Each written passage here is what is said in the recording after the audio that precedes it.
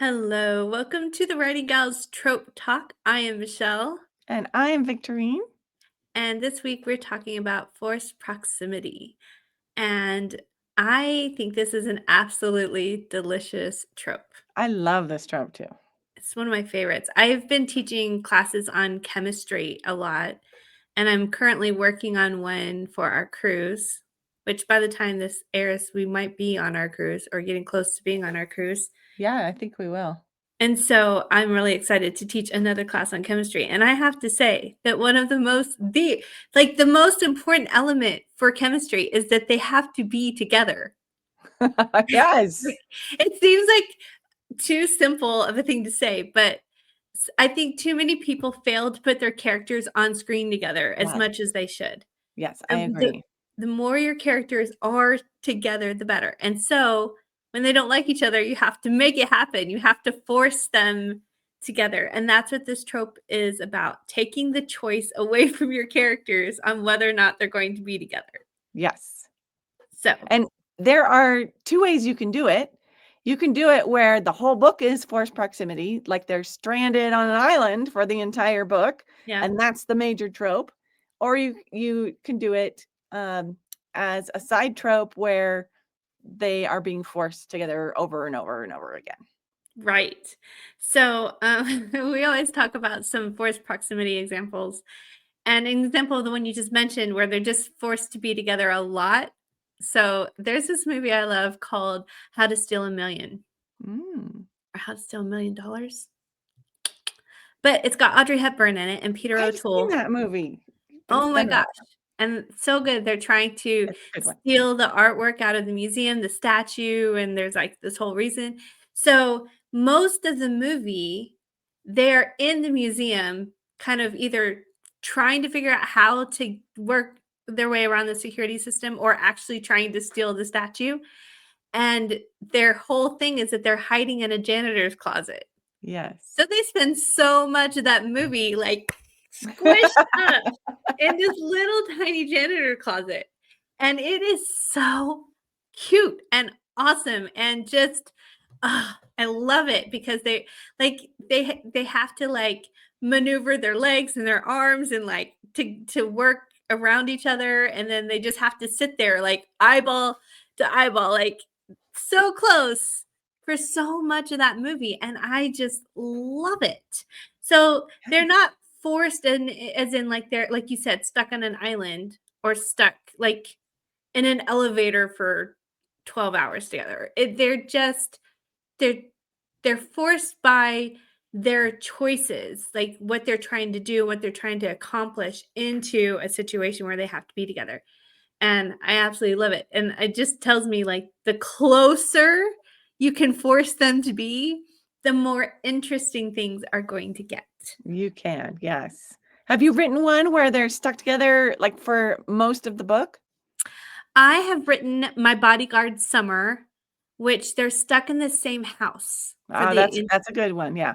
like, so, like, 1 or 2 chapters at the beginning, they're not, but then for the entire book, they're in the same house, and I loved it, and then I also have a shirt called a shirt. I have a story called "Oh, Keep Your Shirt On," where they're next door neighbors, and he's her landlord, and so they're forced to interact with each other and be on really close terms with each other a lot. Yes. I'm actually pretty good at ignoring my neighbors. Me too. Just kidding. Just kidding. Kind of, sort of. But, um, you just have to make it a circumstance where they can't ignore their neighbors. Yes. So, um, yeah, I think the one when they're in the same house is a little better because they're closer together and they have to see each other.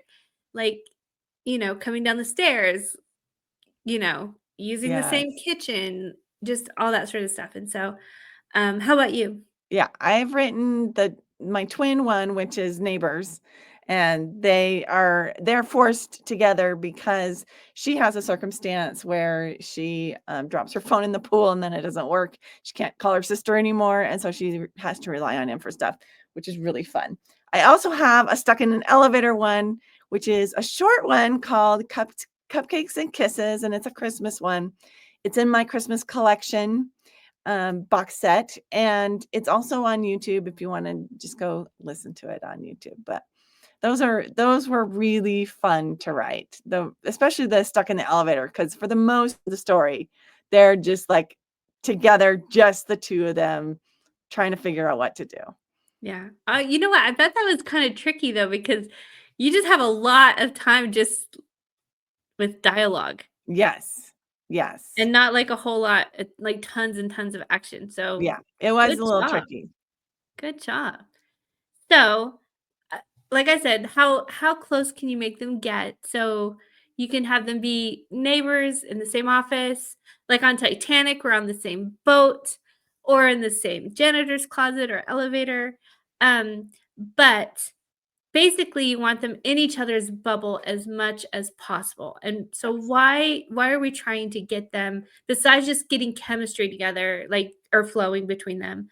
Why do we want them in each other's bubble? Because you are forcing them to interact, you're forcing them to get deeper with each other, right? You're forcing that chemistry to start, and for them to start being vulnerable with each other and revealing things Yeah, to each other that they wouldn't have otherwise. exactly. And I think it's the revealing, like, the personal side of themselves that is so important Yes. because a lot of times those things that you don't normally show everybody are very, very intimate and very private. And Hmm. letting someone see that or having someone see that um, changes the dynamics between you. And it can also prove that that person is right for you or that you like them because if you didn't like that person or weren't attracted to that person, it would be a horrible experience. Yeah. Can you imagine being stuck in an elevator with somebody that you just did not like, genuinely did not like? That gave you the, the ick or something. Yeah. That would be horrible. And Yeah. so the fact that they can spend that much time really close together and keep getting closer and keep becoming Yes. more attracted is a really good sign that they're going to, you know, admit eventually or that they are the right person for each other or at least that the possibility or Yeah. potential is there. So I Um, often see this one paired with enemies to lovers. I read a book mhm. once where the couple was on their way to get a divorce, and their plane Oh. crashes out in the middle of nowhere, and they have to survive together, and that's how they fall in love again. And so, yeah, it works really good with enemies to lovers, or it works with other things too, but that one, for some reason, works really, really great. Yeah, and there are a lot of story devices you can use to get them, into that forced proximity. We talked last week about matchmakers, so a matchmaker could shove you into some kind of situation, but it might be something to do with work. It might be a move that the characters make for whatever reason.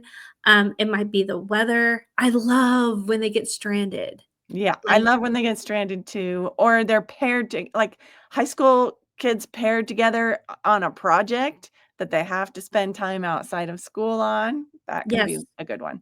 yes.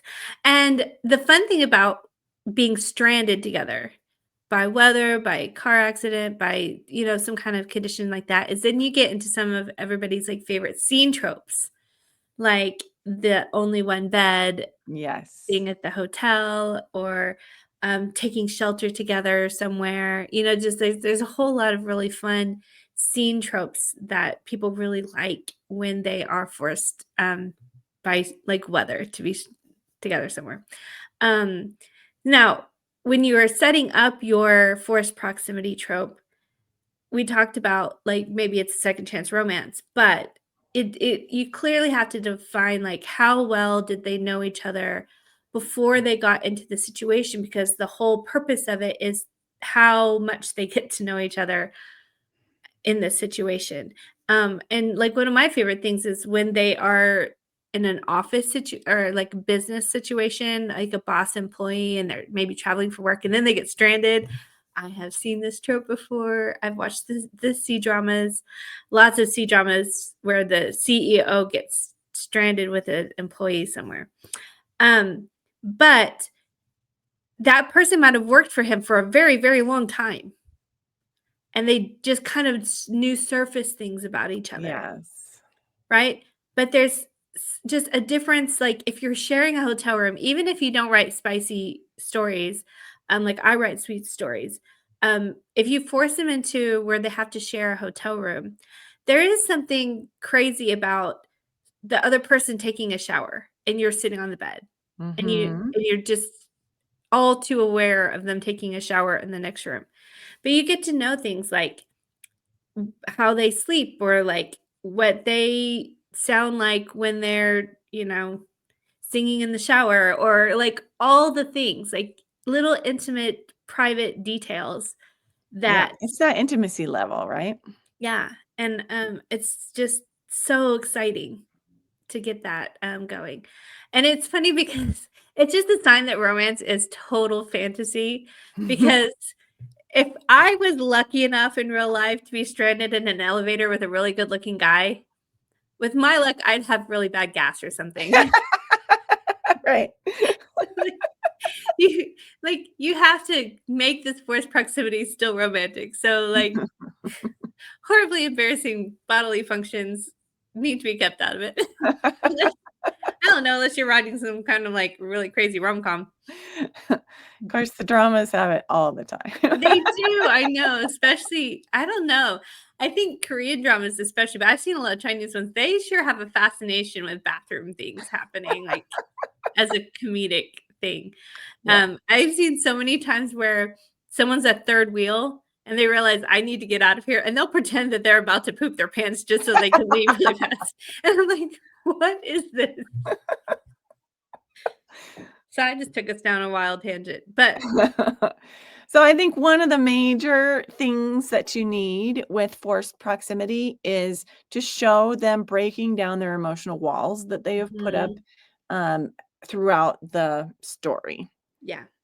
And I think it's always interesting if there are maybe if there's maybe a point of danger about it, something that they have to work together to I like survival type things, but also like if they have to overcome something to get out again, or to get a hold of somebody, or like where they have to be, they are also forced into teamwork Hmm. and relying on each other's strengths and learning about each other's capabilities. There's nothing more attractive than seeing somebody's competence, seeing that Hmm. they're smart, that they're creative, that they're resourceful, that they're capable. Like all of those things are extremely attractive characteristics. And so if you can put them into a forced proximity situation where those things have to be shown, come to the forefront, then that is always a really good angle to take with it as well.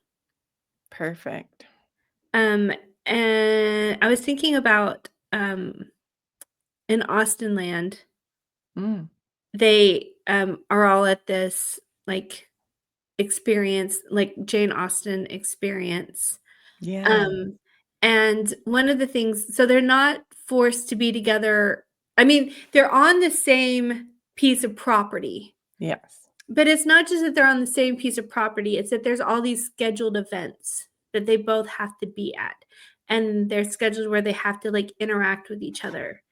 And so if your forced proximity story device isn't something where they're, like, stuck in an elevator, for example, then just recognize that you not only just shoving them into the same building isn't enough, Yeah. that they have to have constant interaction with each other, that Yeah. And the make it a good reason why they're right, interacting with each other. That's a really, important thing. You have to have if you're just making it contrived, right. then it's the reader's gonna see right through that. So make it a really good reason why they're forced to interact. Yeah, and make them be really annoyed about it for a while. And the only thing that I also wanted to say about it is because it's forced proximity, I think you also have to have towards the end, like the dark moment, maybe a chance for them to not be together. Mm, Some way that they separate. Either they get out of the elevator or the Austin Land experience is over or like in My Bodyguard Summer that I wrote, he was their security, and so the purpose of him being the security no longer existed, and so they didn't need to have him as their security anymore. So like whatever was forcing them together needs to end Yeah. so that they can separate, because that's the point at which they decide Yeah. whether or not they're going to be together from that point on. And Absolutely. so you get to have that moment of almost forced separation or expected separation, and then they have to start going through all those emotions, like, "Wait, why am I sad?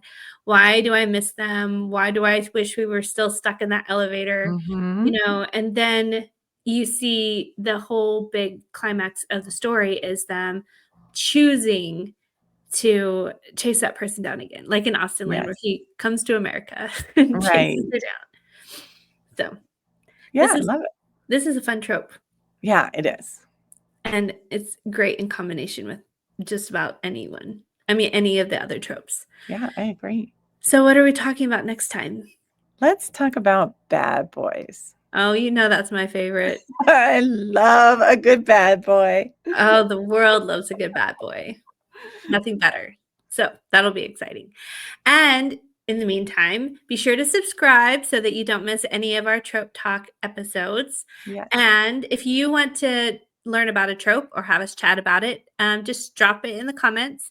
We love to get suggestions on what tropes we should cover, especially as we start like making our way through them. Yes. Yeah, we'd love to know what you guys still want to hear about. And you can check out our Writing Gals Academy. There's a link in the description below, and you can join that for $9.95 a month and get access to our whole library of classes, nearly 80 of them with more to come. Yeah, and we talk about all kinds of things like writing, the business of writing, how to market, and all of that. So, Author mindset, all kinds of yeah. things. Yeah, so it's a great resource. And you can also join our Facebook group, The Writing Gals. And we have a great community there with a lot of really helpful people. And we always get lots of comments about how it has a great culture and vibe to it. And everybody is, really helpful and supportive. And we work hard to keep it that way. And the people there are truly making it, I think, one of the best author communities I think out so there. too. We have great people in that group. We do. So come and join us there if you haven't already. And we will see you next week for Bad Boy Bad Romances. boys. Yeah. All right. Bye. Bye.